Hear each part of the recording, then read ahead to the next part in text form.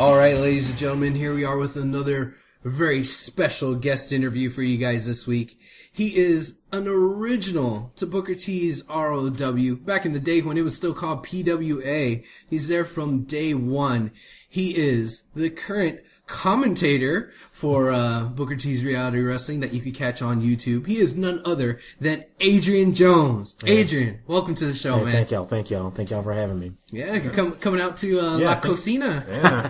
Thanks for driving out here, man. It's a distance for you. No problem, man. I'm glad to be here. Yeah, we were originally going to have it at the school, but that didn't quite work out. But hey, as long as we're all here getting this interview done, it's great. And it's been a while since we had an in-studio interview. It's been a couple of months, so I had to clean this place up a little bit. Yeah, I know. It looks good, man. It looks good. We were supposed to have him on a couple of months ago, but he was adamant that he wanted us here in person. So yeah, perfect timing. It's good for us, man. I love the in-studio interviews as opposed to over the phone. Mm-hmm. Yeah. Well, let's not have any further ado, I suppose. Let's get on into it. So, Adrian, this is about you. Your interview. Let's talk a little bit about what got you into wrestling originally. Who'd you like when you were a kid, man? Yeah, growing up in Houston, I was a big Mid-South fan, a Houston wrestling fan, with Paul Bosch, that ran that promotion. I loved Junkyard Dog. I loved Hacksaw Jim Duggan, Steve Williams, Ted DiBiase, Terry Taylor. I loved when the Freebirds came in, and they just had some awesome rivalries.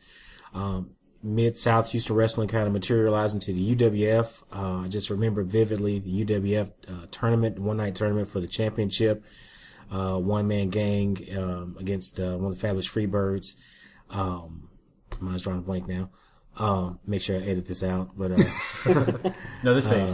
Terry Bam Bam Gordy, I'm sorry. I just had a brain cramp. But I just was a real big fan of Houston wrestling. It was Channel 39. Growing up, man, I grew up in the 70s. I'm a 70s kid.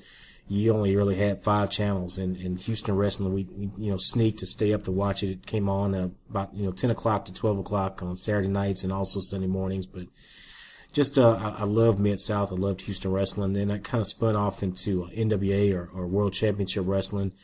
I love Flair. I love the Horsemen. I love the Road Warriors, Sting, Luger. Then I watched WWE as well. So I mean, I was just a real big fan growing up. Back at school, we try all the moves on each other. We put each other in power drivers and full Nelsons. Yeah, exactly. So, just to answer your question, anybody from that realm, that time frame is kind of how I got hooked on wrestling. 6, 7 years old. I loved it. I was hooked. And then, we started talking about World Championship Wrestling. And I, kind of told you a little bit.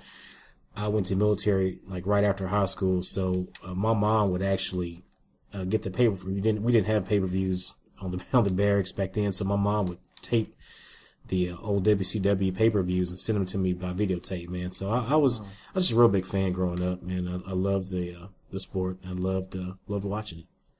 You have a cool mom just to I love do that for you. Hi, Mom. How you doing? What kind of service were you in? I was in the Army. I was in the 82nd Airborne for about 3 years, right out of high school, and we did some National Guard time, but just had a blast. I mean, just the things, even back then, the advances, you didn't have cell phones, you didn't have, we used to sneak cable in just so we can watch the show. So like I said, I just was a real big fan, but, like I said, I really stayed up on it and followed it for a long time after high school. Now, being a fan and liking all that old school stuff, that's really cool because that was kind of what, and I'm jumping a little bit ahead here, but it's kind of what some of the ideals that Booker founded PWA on. The first tagline for PWA was, bringing wrestling back to Houston. Right. That was the whole tagline. And, we all know he walks around with Paul Bosch's ring on and all that. So I think that's really cool. And I think that's a culture that's in ROW and PWA of bringing back all that stuff that Paul Bosch had and the Houston wrestling and all that actual live entertainment that was there in the city. And, being a part of that yourself, I think, I don't know, you could correct me if I'm wrong. No. Is that really kind of what the mentality is? No, and you're right. Like I said, I know we're jumping ahead, but, I think one of the things that motivates Booker and got me involved as well, and we've done that. I think we brought wrestling back to Houston. We brought it, wrestling back to a community that really, I mean, you look at Houston wrestling and how many stars came out of that promotion and out of that era, how many Hall of Famers came out of that era. And it's just, there's something magical about it, just something God sent or heaven sent about it. Again, it is wrestling. It is entertainment to a certain extent, but a lot of people busted their ass to put on a good show. And fans all around Houston supported it. I mean, I don't care if you're young, old, black, white, Hispanic, Asian. It just kind of galvanized the whole community and the whole area. And Friday nights, you were either at the Coliseum or you were watching it on Channel 39, or you were calling, man, I remember as a kid calling the hotline and getting pissed because they didn't update the winners from last night. You didn't have the internet. You didn't have cell phones. So you'd have to call the wrestling office to hear who won if you didn't make it to the shows, man. And it was a good time. And I think Booker succeeded in bringing wrestling back to Houston, and been doing it, for going on for 7 years now. We'll talk about, the Christmas Chaos, the anniversary show, the flagship show. But just think that him and Charmel and all the people behind the scenes and all the talent that we have done a good job on bringing wrestling back to Houston. And again, not slighting anybody. I know there's other feds and there's other organizations out. I'm not slighting anybody. I just think that Booker has done a real good job as far as bringing a steady, consistent show to the Houston area. Mm-hmm. Yeah. Awesome. Well, let's talk a little bit about your role. Before you have gotten involved, before you've become the ring announcer and now the commentator, you did a little bit of announcing stuff and all that beforehand. Can you tell us a little bit about what got you into announcing? And definitely. Going to school, and I really plan on being a broadcast journalist. I love sports. That was kind of my goal, my vision. And, things happen. You get married, you get kids, and totally got sidetracked from that. I'd done a little high school football announcing. Had one of my mentors was Mr. Ollie Lovett, back from high school, and got me into announcing high school football games here in Houston. Had a chance to see Vince Young as a quarterback at Madison, his 10th grade, 11th grade, 12th grade year. So that was fun. But like I said, just, calling football games, kind of getting into it, that was kind of what my dream job would be. And reality hits, and you got a family, you got to put food on the table, so you have to do what you have to do. So I worked at AT&T. I was a manager there for about 10 years. And, we talked about the old days, we talked about Houston Red. I just named off a whole lot of talent from those days. But one of the guys that really I wanted to emulate was Jim Ross.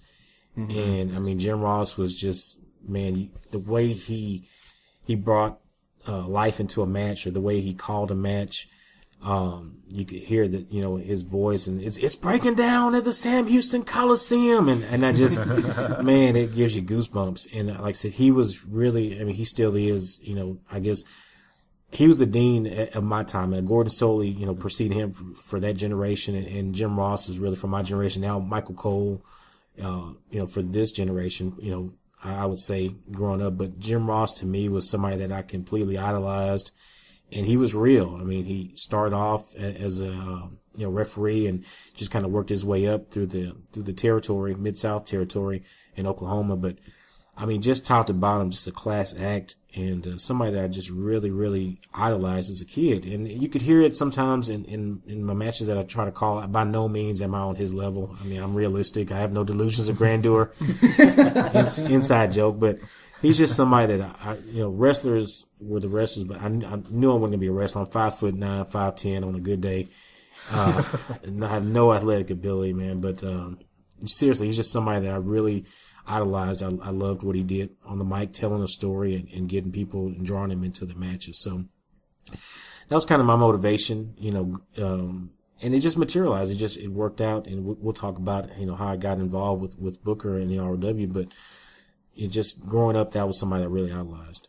Okay, well, nice. well, let's talk about that right now. Cool. Let's talk about how you got involved in Booker T School. Oh, it was real crazy. I had just driving down. It was in the downtown area, and I was going home from work one day, and I heard bumping. I heard that sound that I knew, and I hadn't really watched wrestling for a while. At this point, this was kind of like 2006, 2006 to be exact. And just like I said, I hadn't been watching wrestling for a while. Got too much stuff going on with the kids and the family and all that stuff. So, long story short, just heard the bumping. So I was downtown. I pulled in, and I could see Booker T's Pro Wrestling Academy. I was like, what the hell? So, I knew Booker was from Houston. I was a big fan of Harlem Heat. And I was like, no way. He's got a wrestling school here. So I walked in, and you see guys bumping and working out and training, and I go to the front office, and there's this woman sitting behind the desk. And I just, like I said, to be honest with you, man, I know I'll get killed for this. I know I'll get murdered for this one, but I didn't know who she was. And I was like, hey, my name's Adrian. I love wrestling as a kid. If y'all ever need some announcing, because I can't wrestle, obviously, but if y'all need some announcing, or if y'all need any public relations work, yada yada. And she was like, oh yeah, okay, well, leave your name and number, and don't call us, we'll call you, basically. I mean, she was nice. I'm kind of being facetious, but she was nice. But she basically was like, well, just leave your name and number, and if we need you, we'll call you. So didn't hear anything for about 3 months, and I really didn't follow up. But I got a call right before the first Christmas Chaos show, and that was in again, I want to say 2006, December. And she said, hey, look, this is Charmel. You came in, you left your information. We need a ring announcer for our show coming up next week. Are you interested? And I was like, hell yeah. So at that point, did you realize that was Charmel? Yeah, I kind of did. So I kind of got my, kind of got schooled up on, and I started watching the product again, kind of getting back into it, and it just from now in history. I was there pretty much the first show. Had opportunity to be a ring announcer, and just actually working with Book was like, man, it was just a dream come true. I really didn't think that this was happening, and he was as imposing as he is, as imposing as she was. They were both, on TV. They were both on WWE, and, you didn't think that people at that level would actually do something so worthwhile in working with kids, and that's what we were all kids. I mean, grown man, but we were kids, and as far as wrestling was concerned. So, and the rest was history. But that's how it turned out. I mean, it wasn't very glamorous. It wasn't like I was courted, or basically, hey, I just stumbled in there and it worked out. Awesome. I guess you went ahead and started working there at that first Christmas Chaos, and I was there at the first Christmas Chaos. Yes, you were.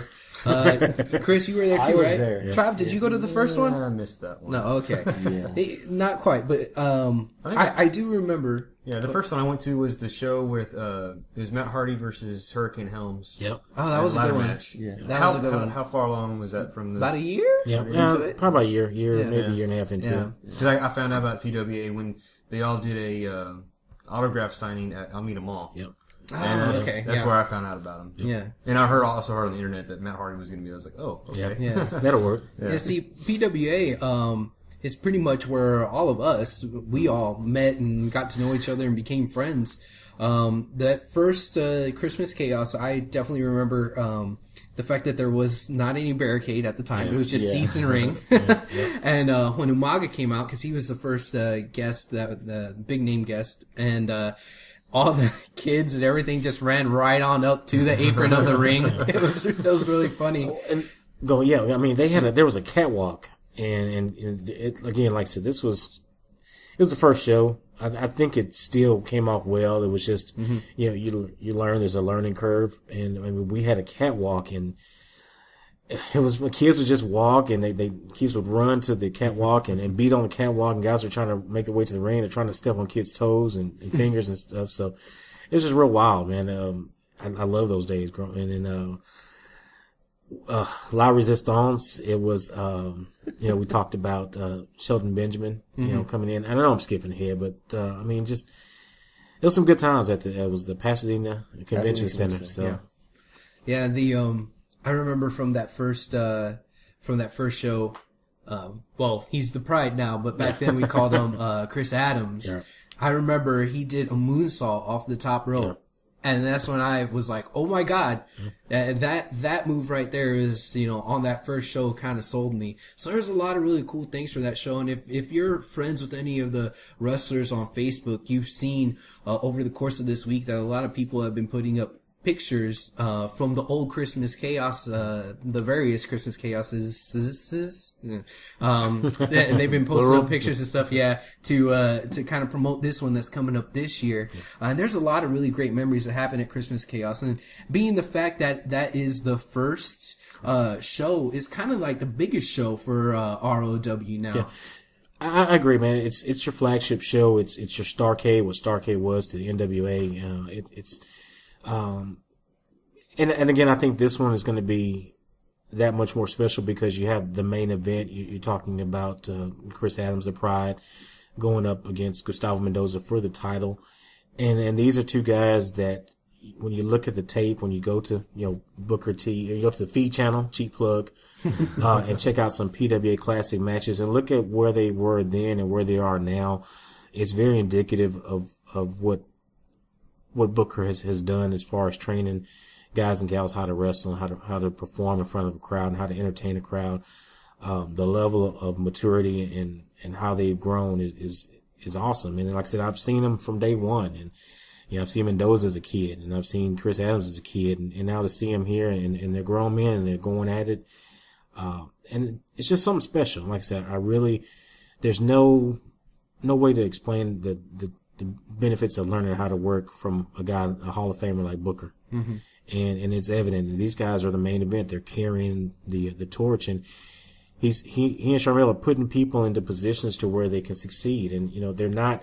You would say 7 years down the road, they're not still at the mid-card level. They're not still opening the curtain. I mean, these guys are the main events. And we could pull anybody from any, federation, any organization we wanted to, but it's homegrown talent, and that's what makes it special. So, I mean, they're going to put on a hell of a show. I got no doubt about it. There is some rivalry there. It's not made up. These guys are, again, the first students really from Booker, and there's bragging rights, and they don't really like each other, to be honest with you. So, I mean, that's, some behind the curtain stuff, but I mean, top to bottom, that card is going to be an outstanding card. You get a chance to go. It's going to be at the Clear Lake Rec Center, Booker T, Reality of Wrestling, realitywrestling.com for more information. I'm going to do a plug, but I guess, like I said, I mean, if you're watching this, listening to this show, you know all about it. It's going to be an awesome contest. I really want to see what these guys can do when the spotlight's on them. There's also going to be a couple of other good matches on that card. We're going to have the second out of the best of 5 series between Ruthless Ryan and Mysterious Q. Yeah. So, hey, I'm really looking forward to that one. The first match, was it 2 months ago? That was pretty good. Yeah. Davidson and I talk about this. Davidson and Q are two guys that, again, could go and make it at the next level, in my opinion. I think our roster, top to bottom, is just filled with talent, and there's guys are just pretty much a heartbeat away from making it at the next level. But I mean, when you look at Davidson, look at what he does in and out of the ring, it's impressive. The guy's very athletic, very skilled on the mic, very focused. And you look at Q, and Q is just a beast, man. Q can do things that's just superhuman. When these two go at it, without any outside interference, mind you, Davidson. These two go at it, man. It's something special. And you look at the best of 5 series. I'm a big fan of the best of 5, best of 7. I like the Magnum TA, Nikita Koloff. It's just something that brings something special out of the contestants, and it's a showcase, and it gets you ready for that next level.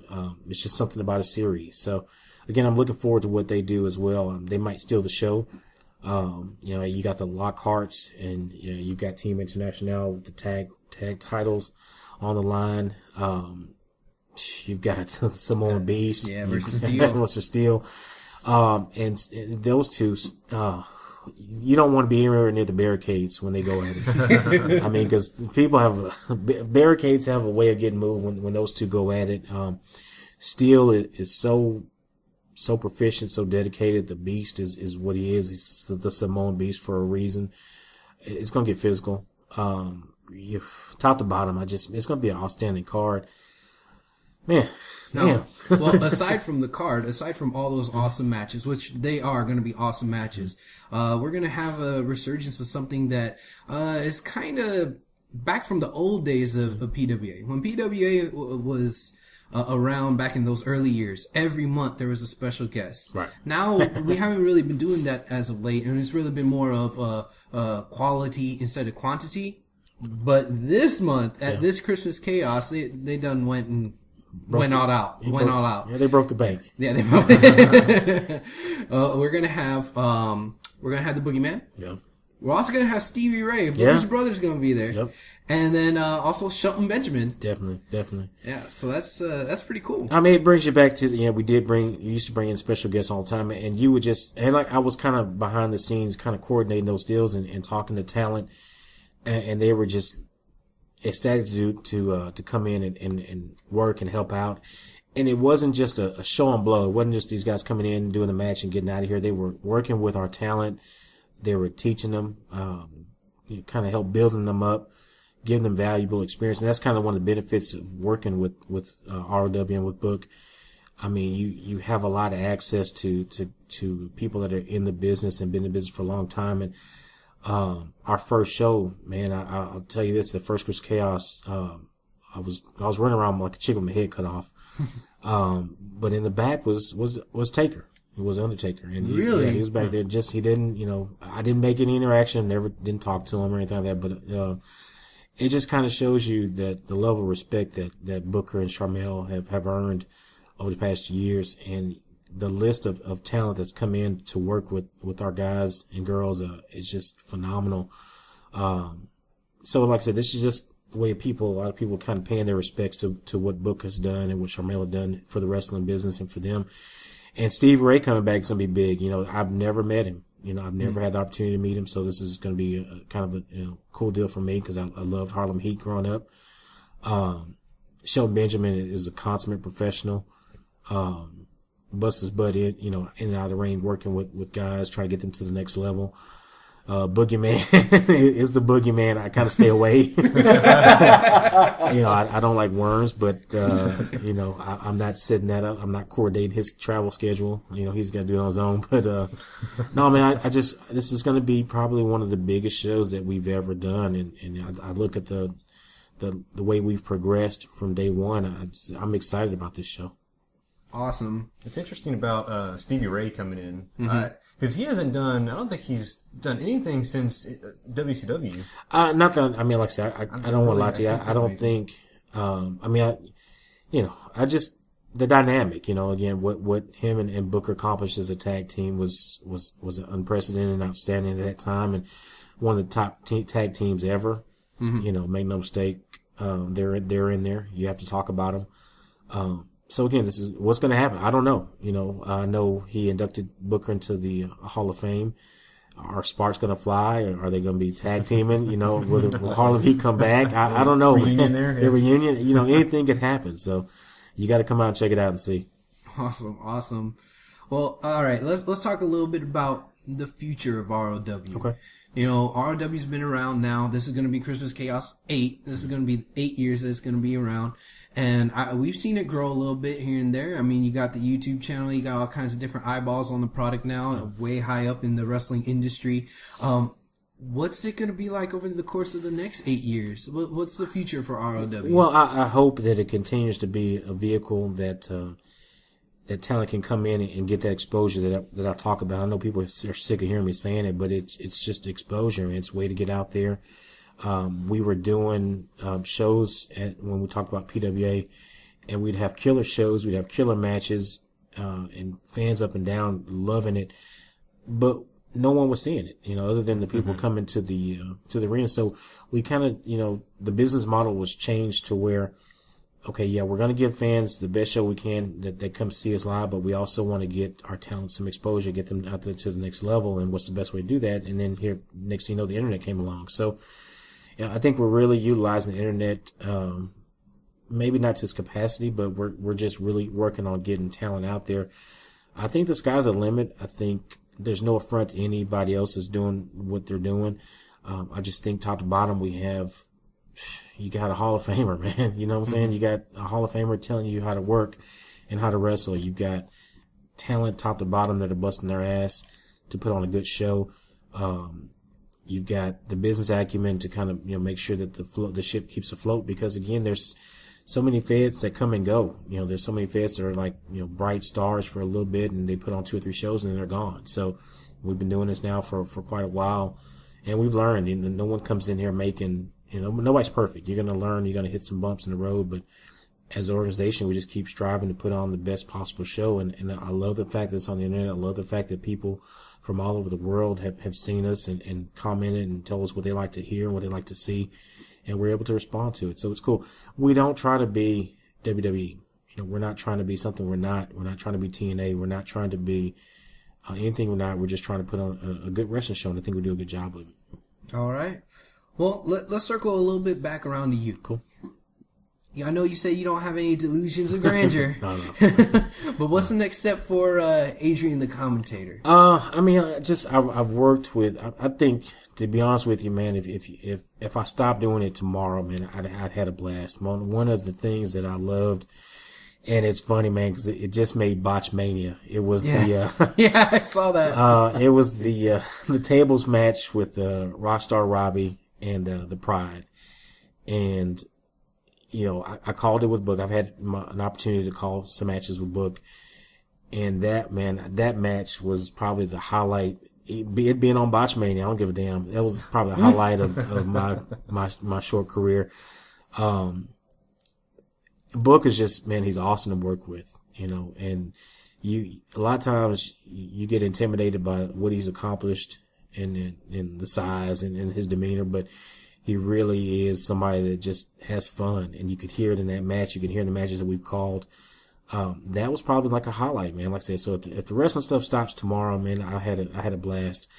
I've got now working with Rich Bocchini, or his alter alias, Anthony Pratt. But I mean, he's a guy that is very, very proficient, very good at what he does. He's a guy that I think is somebody that can make the next level. As far as being a commentator, as far as describing the match in detail and kind of breaking it down for the fans. Had a chance to work with the Beast, Chad Gaspard. He was awesome. Mm-hmm. Man, I've worked with a lot of good people, and again, I don't see myself at that level as far as taking to the next level. I just really see it as having fun, getting away from everything for a couple of hours, and just being able to describe a match is cool. I love doing it. It's fun, but I just want to be a part of it. I like the fact, I like the direction that we're going in. To be a part of it at this level is cool. I'll do whatever is asked of me, but I really like seeing talent come from us go to the next level. That's kind of where I want to continue to have young stars. We got young kids coming in, learning. I want to see them do well and grow to the next level and be able to perform and learn their craft and perform their craft in front of fans, and I'm cool with that. But I just like I said, man, I Botchmania, man. I was like, damn, this is the best match that I think I ever called, and it ended up on Botchmania. So hey, any exposure is good exposure. Yeah, exactly. If they're talking about you, it's cool. But no, like I said, it's an honor to work with Book. But like I said, that probably is, like I said, I don't see him how I can get better than that, Mm-hmm. But like I said, we'll see. Sky's the limit. You mentioned earlier about some of the talent that's in there. Like the main event, you got the Pride, Gustavo. There's another character in ROW, Kelly Kevin. Oh man, what are your thoughts about Kelly? Getting hot in here, man. We talked about people from the beginning, and Kelly's been there from Kevin. I will say Kevin. Kevin's been there from the beginning. And when you talk about how you grow, the maturation process, Kevin does, outstanding work. You see what we've done on YouTube, and that's Kevin right there.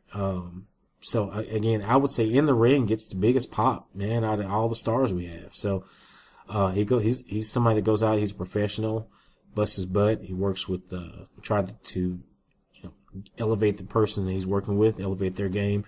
He just does his damnedest to put on a good show, and I think he succeeds on that. I love what he's doing with the YouTube product. With getting us out there, and he's just somebody that, man, I got a lot of respect for. I mean, from the beginning, you just look at where somebody started to where they're at right now, it's incredible. So again, gets a lot of pops, busts his ass in the ring, and just puts on a good show. Man, the heartbeat starts flooding a little bit and kind of gets me excited. But no, that's all of us. No, yeah. He swoons, but like I said, somebody that when the match is over with, you're either standing up cheering or you're clapping, and that's awesome. I mean, not a lot of people can do that, so that's a true talent. There was a Oh, there was a match he was in, him and American Eagle. Oh, God. Was it Lockhart's they were fighting? I can't remember their fight, but I think it was. I know it was them two in a tag team. I said, this needs to be a continuing thing. Yeah, that's American Beauty right there. That's what I coined that phrase. I take full credit for it. That's American Beauty. The Eagle, man, is another kid that I love, man.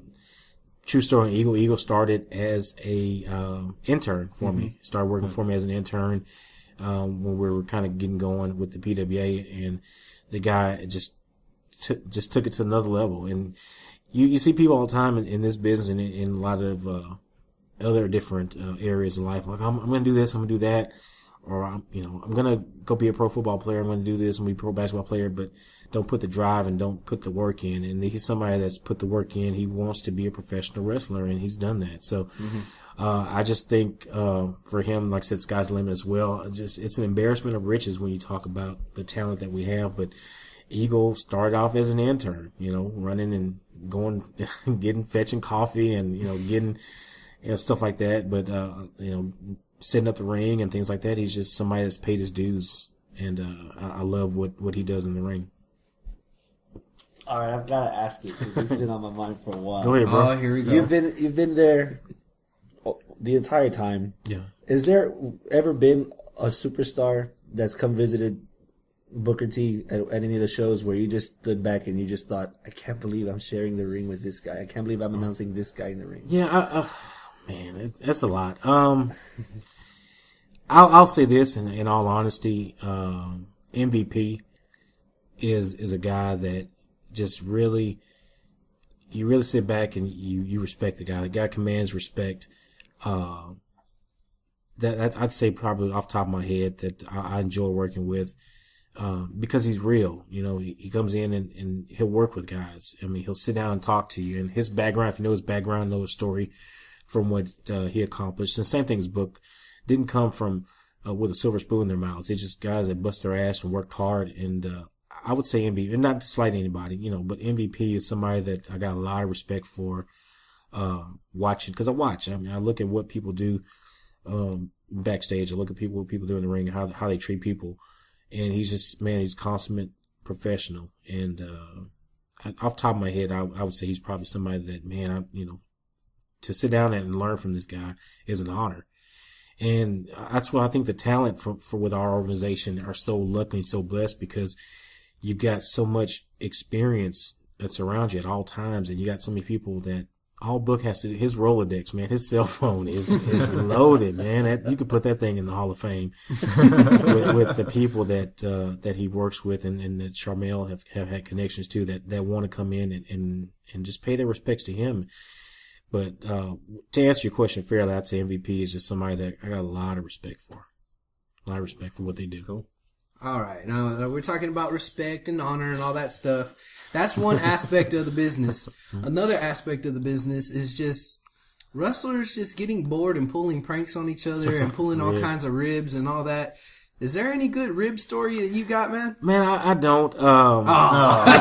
Shit, he wants to keep his job. This is for the after show, right? Yeah, this is for the feed.com. You can get the exclusive. I don't. Like I said, I just, because I respect what these guys and gals do, and I'm not a worker. I'll be honest with you. I don't have any delusions. I don't have any aspirations to be a worker. I like what I do. I've seen some stuff, but I'm not going to go into details. But he likes his job, Abel. Oh, yeah. Okay, all right. I just kind of skate this. I'll skirt this one. Well, then what's the best advice you've gotten the entire time you've been affiliated with PWA and ROW? Just work hard. Success comes, with the work you put in. You get out what you put in. And again, like I said, this is, I got a full-time job. I've got kids. I've got a life. So, this is pretty much, I love what I'm doing. But if you put 100% in, you get 100% out. And like I said, some people are doing this to make it to the next level. They're not doing it for money. The money will, the way, and I got this directly from Book, if you do a good job, the money will come. It's just basically, you're trying to better yourself. And this is one of the ways that you can do it and entertain fans. I mean, some people have that desire to entertain, and this fulfills that desire. Me, I'm not extroverted. I'm very introverted. I'm very private. I don't like necessarily being out in the public eye. I like working behind the scenes, but it's funny. Like I said, you see people that see and recognize who you are, and it's like, whoa, okay, cool. But, I just think that, the education that you get out of it is entertaining people and treating people the right way and making a living doing it. And you can't get any better than that. Awesome. All right. Well, I guess we could go ahead and start, calling it a day here. Start wrapping it up. Cool. But before we do that, is there anything that you want to plug? Anything you need to put over? Twitter, Facebook, whatever, or any other websites or anything you need to put out there? RealityWrestling.com. And again, it's going to be Christmas Chaos. It's going to be outstanding. It's going to be probably one of the best shows that we've ever done. It's going to be at the Clear Lake Rec Center coming up this Saturday. And like I said, I appreciate what you guys do. Appreciate the hard work that you guys, what y'all do on a weekly basis to put out this product and to get people exposure. Because again, like I said, I'm somebody that loves getting attention to where it's due. And I mean, you guys have really busted your ass to make Houston wrestling relevant. So I appreciate what you guys do. But that's it. Cheap plug. It's not cheap. But, like I said, and we're very accessible. Come to me at the matches. Tell me, whether we suck or not. I mean, I'll listen. If it's valid criticism, I'm cool with it. If it's just, if you're just spouting off, you're spouting off. But if it's valid, and I'll listen to it, I'll take it in. And there's things that I can do to improve, I'll listen. So, I'm very, very fortunate. It's all I can say. We're here in probably one of the hottest areas for independent wrestling, worldwide. And just very fortunate, man. We've got some good fans, got some great fans, and just lucky to be around these people. Awesome. Cool. Sounds good. Hey, thanks so much for coming on our show, man. Thank y'all. And, we look forward to Christmas Chaos 8 and hopefully Christmas Chaos 9, 10, 11, 32. Exactly. So awesome. Well, we'll try to have you on our show again sometime soon. And it was so awesome having an in-studio interview again. I miss them. Yeah, I miss them a lot. lot. Right? Yeah, I know. All right. Well, thanks, man. Thank y'all, man.